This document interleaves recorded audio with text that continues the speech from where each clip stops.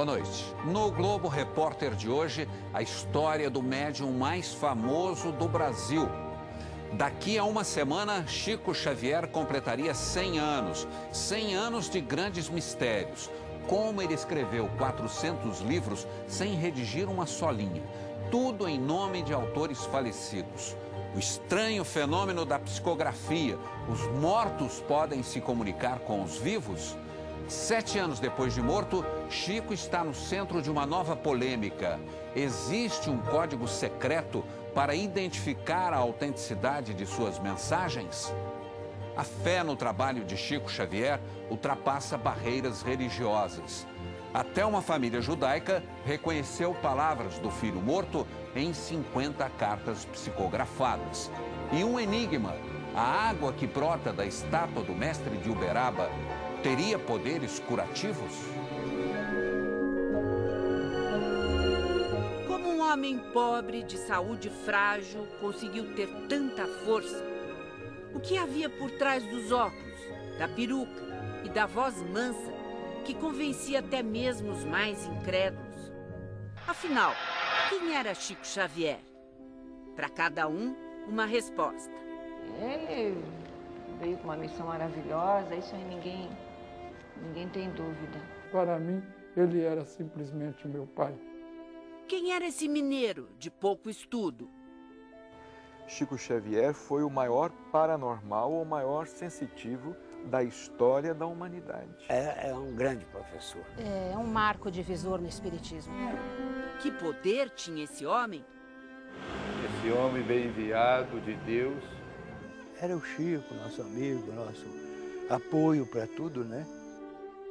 Que homem foi esse que trazia para as mães o conforto de mensagens dos filhos mortos? Que ele nos envolvia, a nós mães, com tanto amor, com tanto carinho, e numa empatia tal que ele sofria conosco, que ele nos consolava. Célia é da mesma cidade de Minas Gerais onde Chico nasceu, Pedro Leopoldo. Conheceu o médium quando ainda era criança. Quando em 83 perdeu o filho Rangel com 3 anos de idade, num acidente banal, foi a Chico a quem recorreu. E eu coloquei os 2 braços no joelho dele assim, abaixei a cabeça e chorei. E naquele momento eu fui envolvida por uma paz tão grande, um bem-estar tão grande. As mães que já perderam filhos sabem do que eu estou dizendo. Aquele nó na garganta, aquele coração como se tivesse mãos de ferro apertando. E naquele momento aquilo tudo tinha ido embora. Se eu levanto os olhos, ele estava olhando para mim e falou comigo assim: não sou eu não, minha filha. É o seu filhinho que chegou aí por trás e te abraçou. Mas não foi só. Chico psicografou mensagens que teriam vindo de Rangel. E a mãe não duvida que eram palavras do filho. Eu não precisava de nenhuma prova que era ele. E ele me deu muitas. E aí a gente encontra na mensagem de Chico os nomes do meu pai, da minha irmã que havia partido em 1972, de uma tia do meu marido que havia partido aos 18 anos em 1954. A vida foi muito dura com ela. Tempos depois, mais uma dor imensa.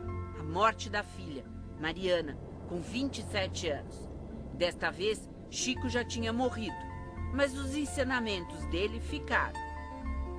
Acho que o Chico, de alguma forma, ele amparava minha filha do lado de lá. Então, ele não fez falta nesse sentido de não estar mais aqui entre a gente. O maior médium brasileiro deixou um rastro de admiração que resiste ao tempo, aos credos, às teorias científicas. Mas Chico deixou como herança também um enorme mistério. Perguntas sem respostas.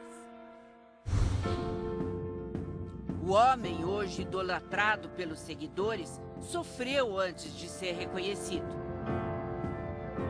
Quem vai acreditar em mim? Se perguntava o menino Chico. Foi uma infância difícil, na pequena cidade mineira de Pedro Leopoldo. Aos 5 anos, ficou órfão de mãe. Logo começava a ver espíritos. Vou te contar um segredo, quer?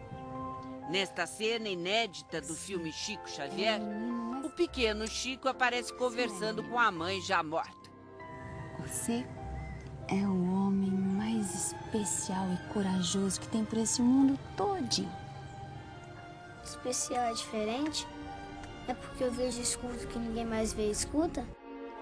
Era mesmo um garoto diferente e o pai ficou assustado. E meu pai não concordava com as minhas informações sobre vozes que eu ouvia. E o sacerdote que me confessava era um espírito de alta elevação.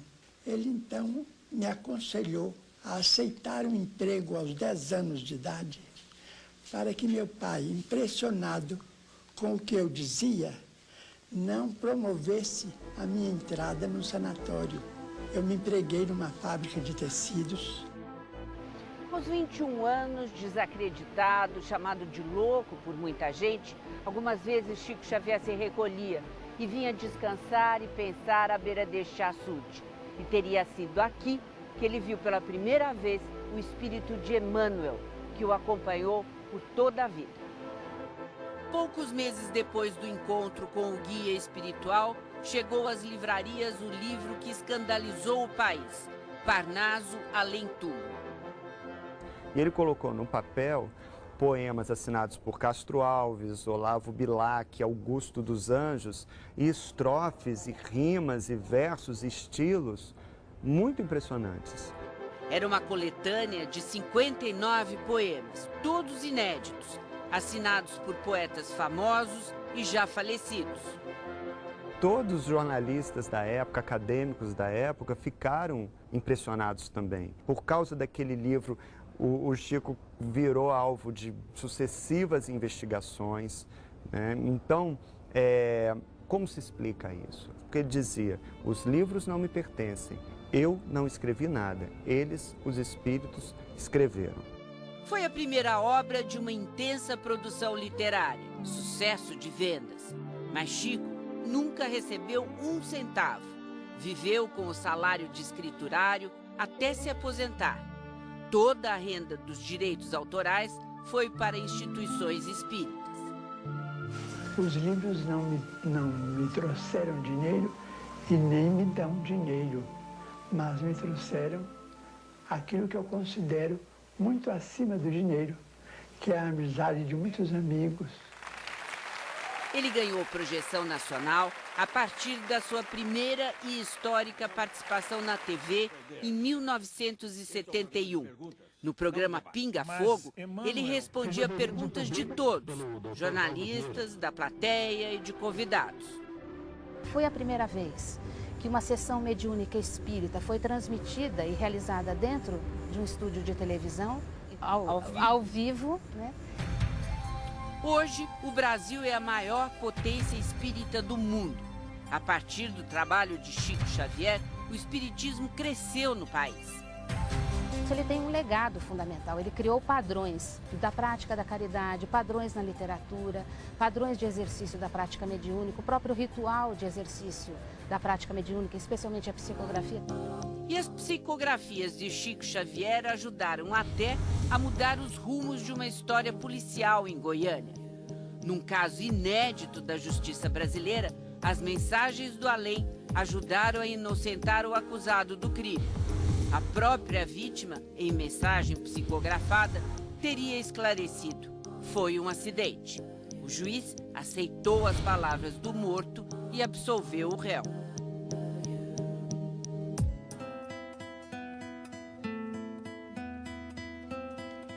Fé, crença no espiritismo ou uma questão de confiança? Chico Xavier ganhou respeito e superou barreiras em várias religiões.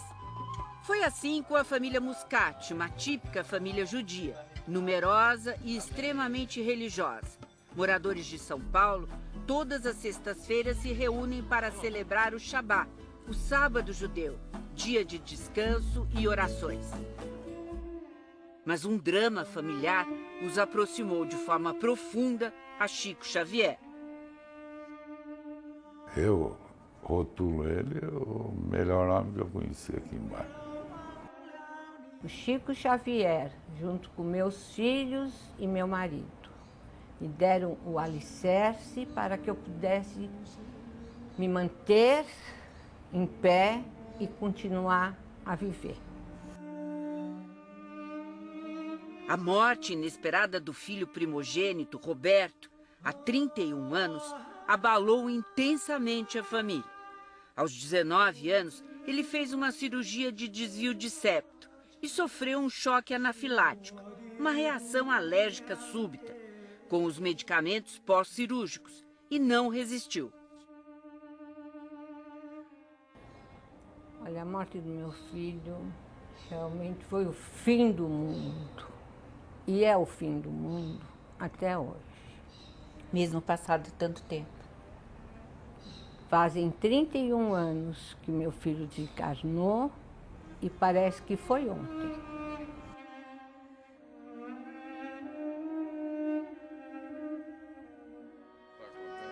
O desespero e uma forte depressão levaram o casal a aceitar a sugestão de amigos para o encontro com Chico Xavier. Mas a desconfiança no início era grande. Primeiro contato, ele me deu a mão, beijou a minha mão e falou assim: Doutor Davi, a morte não existe. Eu falei: como não existe a morte? Enterrei meu filho aí faz um mês, 2 meses, sei lá.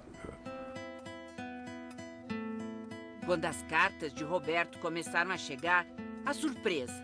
Lá estavam detalhes que só a família poderia saber, inclusive palavras em hebraico, idioma que Chico não conhecia. Eu já não sabia mais nada. A minha alegria foi muito grande. E tive uma prova que meu filho estava realmente vivo, pela mensagem que ele mandou. Coisas que o Chico não sabia, porque eu não era amiga do Chico Xavier. O marido demorou a se convencer.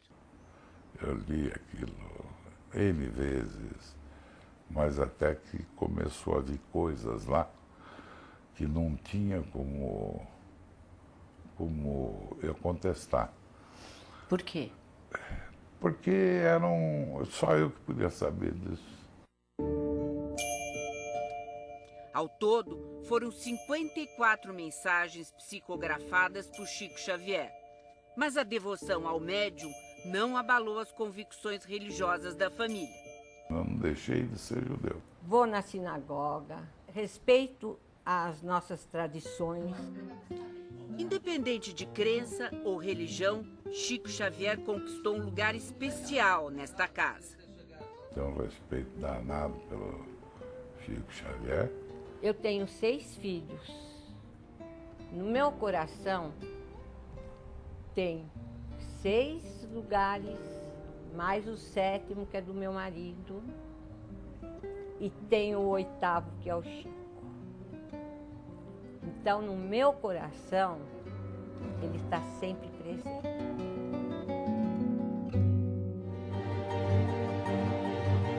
Os ônibus chegam de manhã bem cedo. Alguns vêm de longe, outros enfrentam sacrifícios. Mas não há semana que eles não apareçam para uma peregrinação em Uberaba. Na caminhada pelo cemitério, todos vão lembrando daquele dia, 30 de junho de 2002, quando Chico morreu. Foram 2 dias de velório, comoção e filas de quilômetros. Gente que esperou horas para alguns segundos de adeus. Muitas pessoas tocavam a mão direita do médium, a que ele usava para psicografar mensagens. No cortejo, até o cemitério, mais de 30 mil pessoas. E o sepultamento, no início da noite. 8 anos após a sua morte, Chico continua vivo na memória e no coração dos espíritas e de todos aqueles que viam nele um exemplo de bondade, humildade e espírito cristão. Ontem ele era um fenômeno, hoje ele é um mito. Um santo, né, que está no céu, olhando pela gente aqui na terra. Deus lhe deu descanso eterno na glória. Ave Maria, cheia de graça. Descanso mesmo talvez Chico não tenha. Se for atender a todos os pedidos que não param de chegar. Ajuda as pessoas na doença.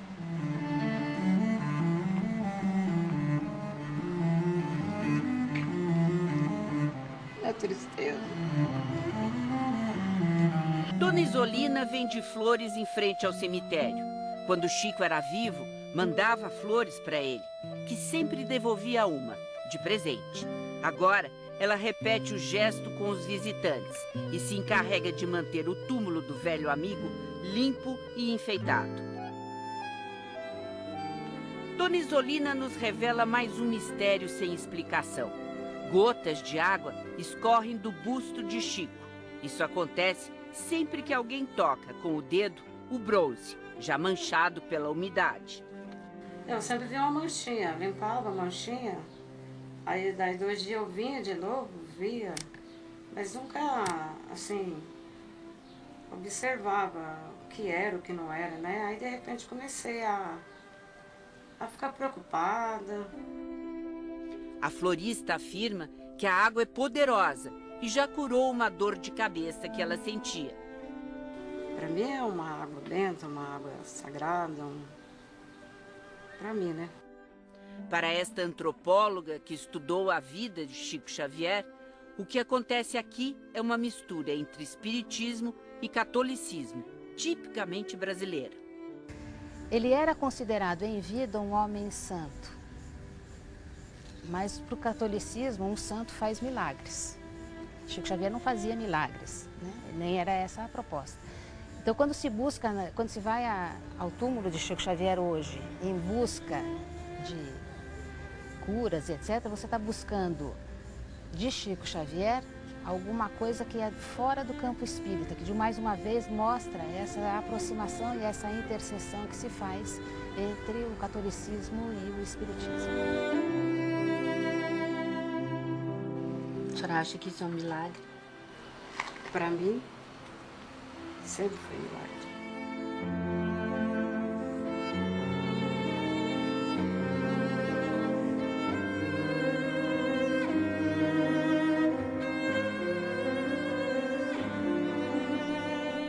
Chico Xavier no centro de uma nova polêmica. Por que o médium teria deixado um código secreto para identificar suas mensagens? Daqui a pouco.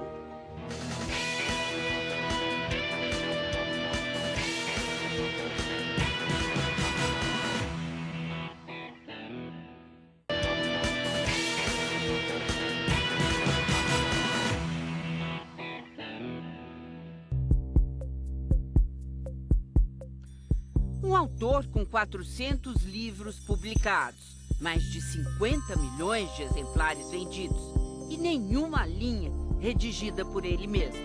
Quem escreve são os espíritos, dizia Chico. Ele apenas ouvia vozes que ditavam e reproduzia tudo com uma rapidez espantosa. A psicografia tornou famoso o médium de Uberaba, portador de obras inacreditáveis e de mensagens que aliviaram a dor e o luto de milhões de brasileiros. Ainda hoje, esta é uma cena comum em Uberaba. Pessoas que perderam parentes queridos lotam os centros espíritas à espera de uma palavra. É muito difícil a gente perder um filho com 21 anos, plena vida, um menino que gostava de viver intensamente, um filho sem vícios, um filho carinhoso. O casal Marco Antônio e Ana Lúcia, do Guarujá. O filho deles, Ivan, morreu há mais de 4 anos. A vida perde o brilho, você não acha graça em mais nada, você acha que você nunca mais vai sorrir, nunca mais vai ser feliz. E Rosana, que ficou sem a mãe. É um amor tão grande, um amor que doía e dói até hoje. E eles também ficaram órfãos de Chico Xavier. Quando o médium era vivo, atraía multidões de aflitos. Era incansável, passava mais de 8 horas seguidas psicografando. Mas como explicar essa estranha capacidade? Para a ciência, a mediunidade de Chico Xavier permanece um mistério. Os fenômenos espirituais mediúnicos do Chico, eles são de uma variedade, de uma diversidade, de uma qualidade extremamente impressionantes, mas infelizmente ele foi pouco estudado. A Associação Médica Espírita e o jornal Folha Espírita de São Paulo realizaram a única análise já feita das cartas psicografadas de Chico Xavier.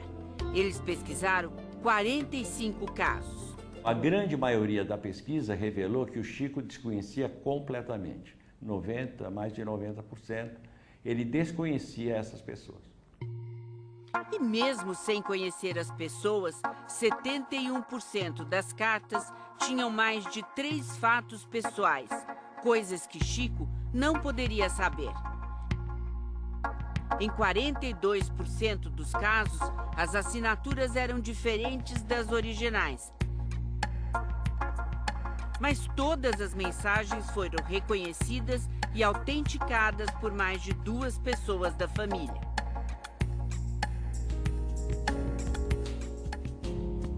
Chico era incansável. Mesmo doente e já idoso, não deixava ninguém sem resposta. Tenho aprendido nesse tempo todo que a mensagem é um fator de informação segura para reconforto e condução espiritual da criatura dentro do seu próprio lar ou dentro do seu grupo social. 2 antigos parceiros do médium tentam hoje preencher o vazio deixado pelo mestre. Chico era uma fonte de sabedoria. Lógico que eu amo minha mãe mais do que eu amo o Chico. Mas eu não posso dizer que minha mãe me ensinou tanto como o Chico Xavier me ensinou. Seriam eles sucessores de Chico Xavier? Chico Xavier não tem substitutos, ele não tem sucessores, não é? Cada um de nós, médiuns, cada um cumpre o seu trabalho, faz o que pode, dentro de suas limitações. Eu não dou conta de amar o tanto que ele amou. Eu não dou conta de trabalhar o tanto que ele trabalhou. Eu não dou conta de tolerar o tanto que ele tolerou. Então, como é que eu vou ter essa pretensão?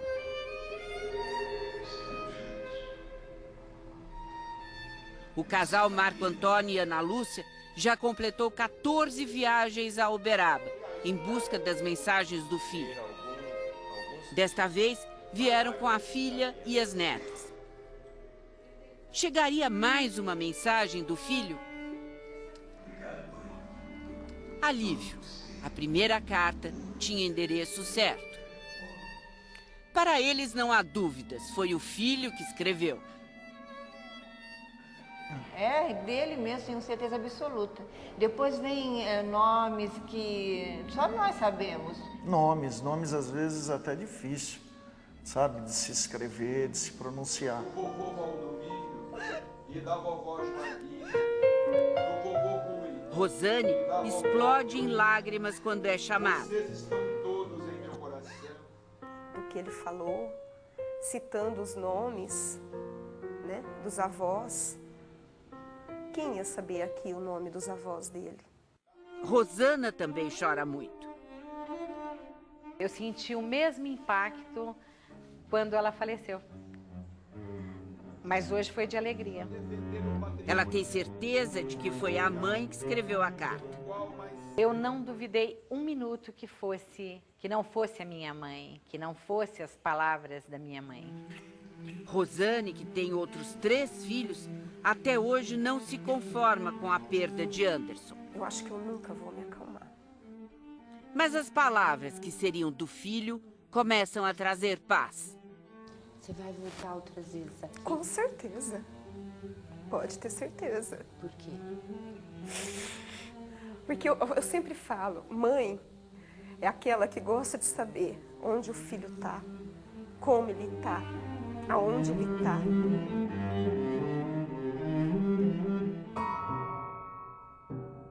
O homem que passou a vida conversando com espíritos, agora fala com vivos?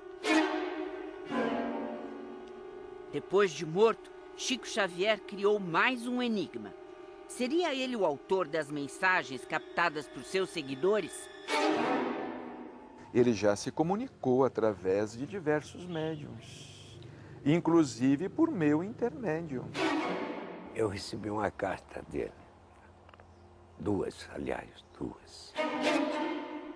Entreguei muito de minha vida ao trabalho mediúnico, mas os encontros e as lições advindas dos corações de mães, de pais e de tantos outros me revelam um amor que eu pouco conhecia.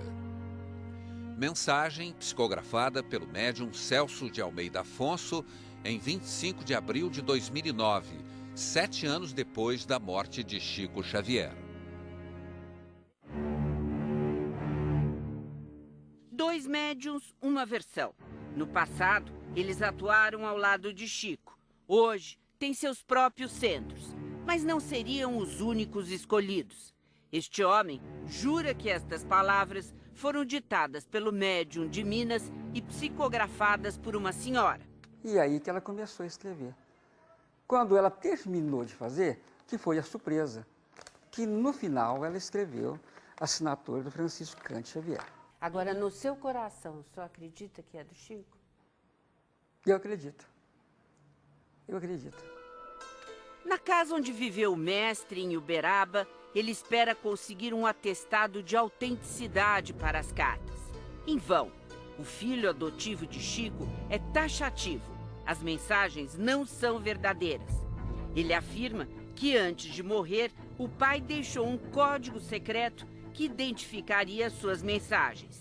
Então o código existe? Sem dúvida nenhuma. A gente não tinha necessidade de inventar coisa tão séria de uma criatura tão séria como Chico Xavier. Dois amigos de Chico, um médico e uma antiga funcionária da casa, que acompanhou o médium no momento da morte, também conhecem a senha. Se ele não fizesse isso, ia virar uma confusão de mensagem. Então ele deixou tudo preparado. Essas mensagens que têm chegado até nós, nenhuma nos mostrou que era do Chico. Não conferia com o código? Não, meu modo de ver, não.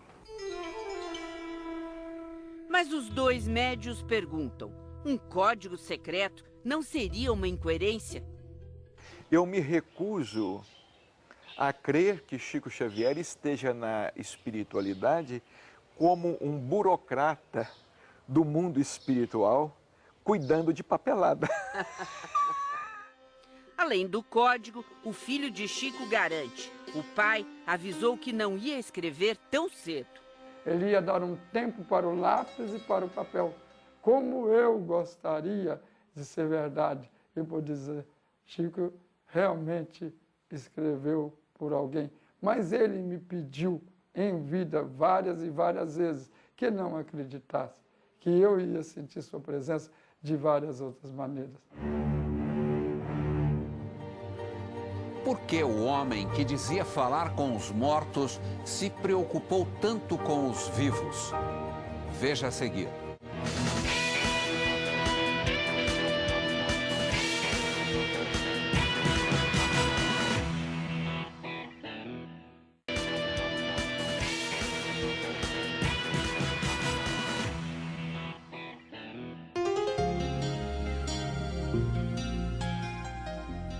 Será que faz dessa cidade mineira um lugar tão especial para os admiradores de Chico Xavier?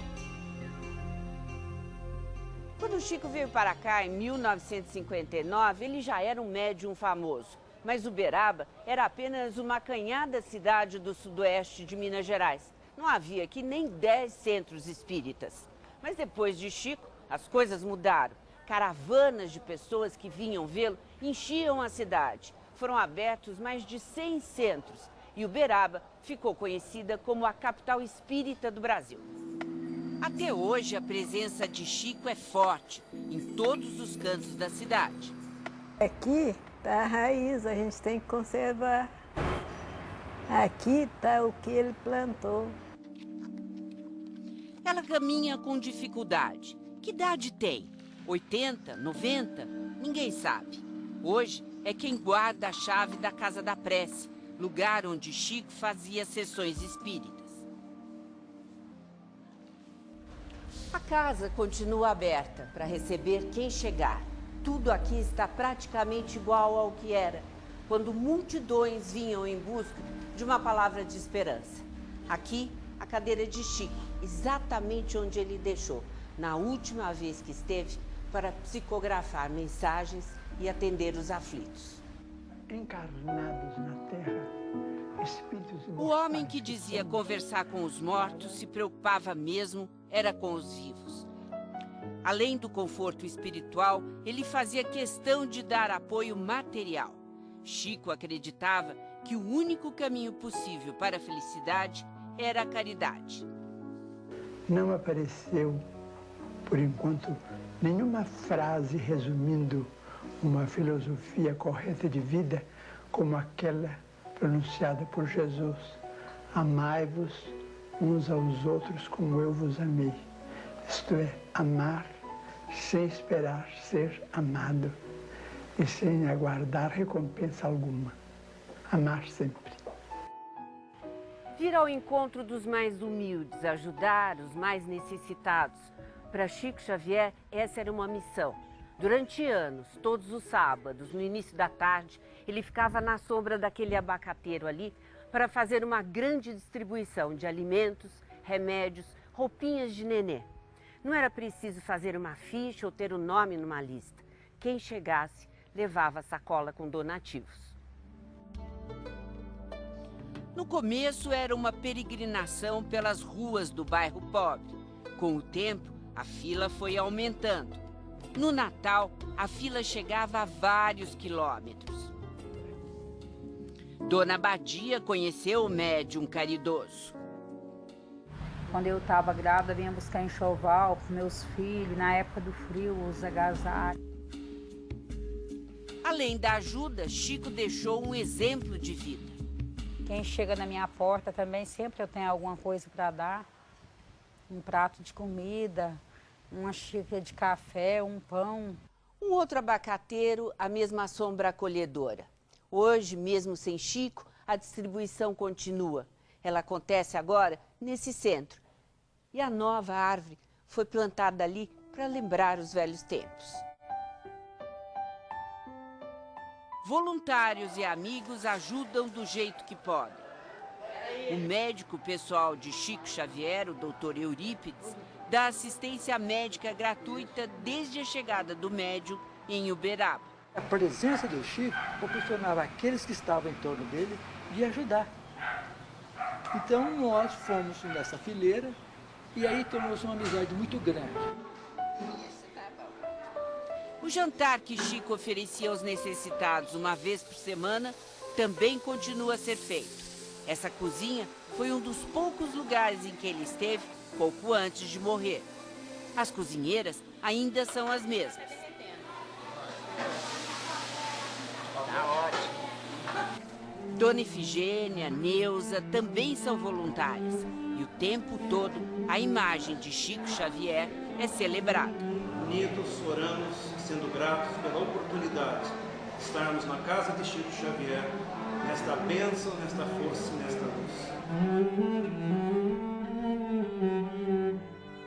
No nosso site começa agora um bate-papo com o biógrafo de Chico Xavier, Marcel Souto Maior.